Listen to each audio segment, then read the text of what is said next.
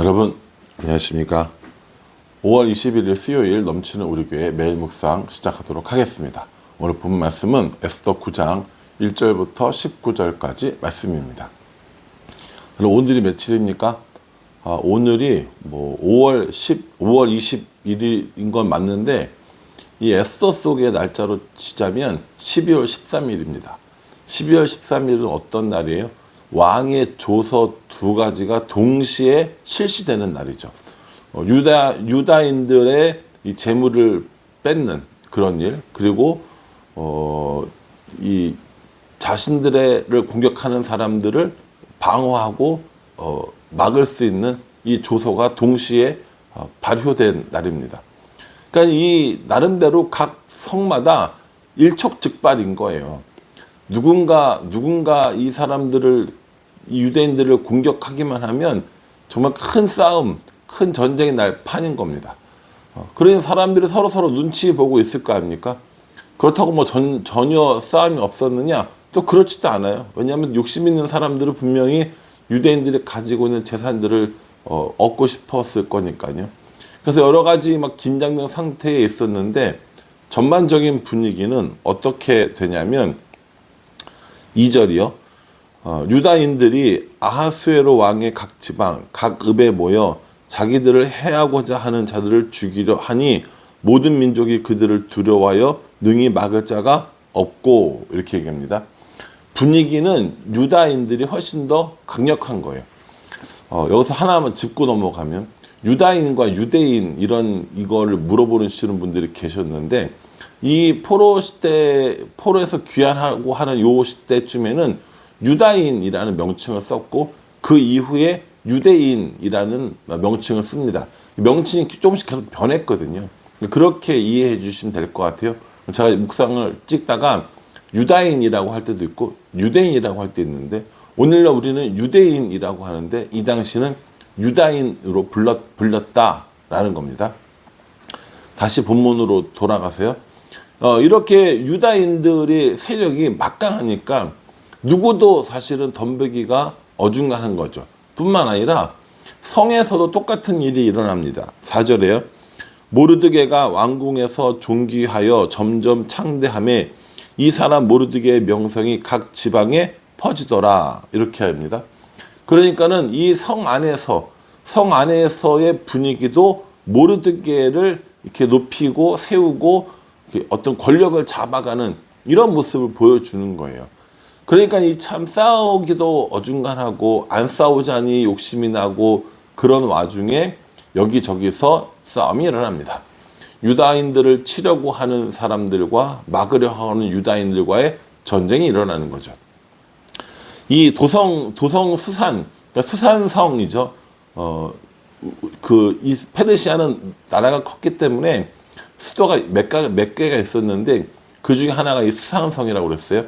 이 수산성에서도 싸움이 일어났고 여러 가지 이런 크고 작은 전투들이 있었겠죠. 또 얼마나 사람들이 죽었냐면 500명이 죽었어요. 500명이 죽었을 뿐만 아니라 하만의 10명의 아들도 다 죽었습니다. 여러분, 아무리 큰 나라이긴 하지만 하루아침에 500명이 죽었다. 여러분, 이게 큰 뉴스겠어요? 안 큰 뉴스겠습니까? 엄청 큰 뉴스인 거죠. 조서가 양쪽에 다 내려진 걸 알았어요. 뺏으려는 자와 지키려는 자의 이 싸움인 거고요. 죽이려는 자와 살려는 자의 싸움이란 말이에요. 그러니까 이 모든 것들을 이 결과들을 왕이 보고 받았을 거 아닙니까? 그래서 왕이 보고를 받고 왕비 에스더에게 이렇게 얘기합니다. 수산성에서만 500명이 죽었어. 그러니 뭐 다른 지방에서는 두말할 것도 없겠지라고 이야기를 합니다. 나중에 보면은 이 전체적으로 나라 전체에서 죽은 사람이 7만 5천 명이에요. 7만 5천 명. 여러분, 7만 5천 명이면 어마어마한 숫자거든요. 그러니까 이런 큰 일들을 겪었는데 왕이 에스더한테 이만하면 됐지라는 의미로 물어봤을 것 같긴 하거든요. 뭐라고 물어보냐면 그대의 청이 무엇이냐, 그대의 소원이 무엇이냐라고 한 번 더 물어봐요. 그러니까 에스더가 뭐라고 하느냐, 13절에 에스더가 이르되 왕이 만일 좋게 여기시면 수산에 사는 유대인들이 내일도 오늘 조소대로 행하게 하시고 하만의 10 아들의 시체를 나무에 매달게 하소서 하니, 이렇게 얘기합니다. 와, 대단하지 않아요? 오늘 12월 13일이라니까요. 그런데 뭐 한다는 거예요? 하루만 더 하게 해주세요. 도성이었던, 수도였던 수산성에서만 하루만 더 하게 해주세요. 그리고 하만의 10명의 아들들을 다 나무 장대에 달아서 죽이게 해주세요. 이렇게 이야기를 하는 겁니다. 아니, 이겼잖아요. 싸우면서 이겼고, 하만은 죽었고, 그 하만의 아들들도 죽었고, 모르드게는 높아졌고, 왕이 에스더한테 물어보면 너의 소원이 무엇이냐라고 물어보면 뭐 감사합니다 라든가, 뭐 예를 들어서 뭐 이렇게 잘 도와주셨으니 뭐 왕에게 충성을 다하겠습니다라든가 뭐 이런 얘기 할 수 있는데, 그게 아니라 하루만 시간 더 주세요, 좀 더 죽여야겠어요 라고 이야기하는 겁니다. 그러니까 이렇게 요구를 하니까 유대인들이 독하다라는 이야기를 듣는 거고, 예나 지금이나 잔인함이 정말 대단하다라는 이야기를 듣는 것 같다라는 생각은 들어요. 근데 여기 본문에서 되게 좀 이상한 게 있어요. 이 유다인들이 다른 민족, 자기를 해하려는 사람들을 죽이지만 그들의 재물에는 손대지 않습니다. 여러분 생각해 보십시오. 그 사람을 죽였으면 그 사람이 가지고 있는 건 다 뺐으면 좋아요, 안 좋아요? 좋다고 하기는 그렇지만 어쨌든 뭐 그럴 수 있는 거잖아요. 그런데 유다인들은 이 사람들의 재물에는 순도되지 않습니다. 그 이유가 뭐냐? 그 이유는 성경을 한참 앞으로 넘어가면 사무엘상 15장에 나옵니다. 사무엘상 15장에 전쟁이 일어났는데 어디와 어디의 전쟁이냐면 이스라엘과 아말렉의 전쟁입니다. 이 전쟁 당시의 왕은 사울 왕이었습니다. 이 당시에 사울과 함께 이스라엘을 이끌었던 사람은 사무엘이었습니다. 그래서 이 사울이 아말렉과의 전쟁에 나가게 됐는데 모두 다 진멸하라고 그랬거든요. 진멸한다라는 것은 아무것도 남기지 말고 다 죽이라는 의미예요. 그러니까 아말렉을 진멸함으로 인하여서 아말렉이 가지고 있었던 이 죄악의 씨앗을 다 없애버리는 이런 거룩한 전쟁, 성전의 의미를 가지고 있는 전쟁이었거든요.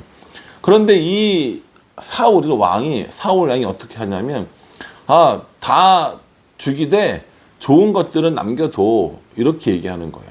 그 좋은 것들을 남겨둔 이유는 뭐예요? 자기가 갖고 싶어잖아요. 그런데 그걸 하나님께로 이렇게 바꿉니다. 하나님께 제사 지내기 위해서야 라고 이야기하는 거죠. 그때 사무엘이 와서 뭐라고 얘기하냐면 순종이 제사보다 낫고, 이 얘기를 하는 거예요. 그러니까 단순히 지금 이 유다인들이 자신들을 공격하려는 사람들, 대표적으로 아각인 거죠.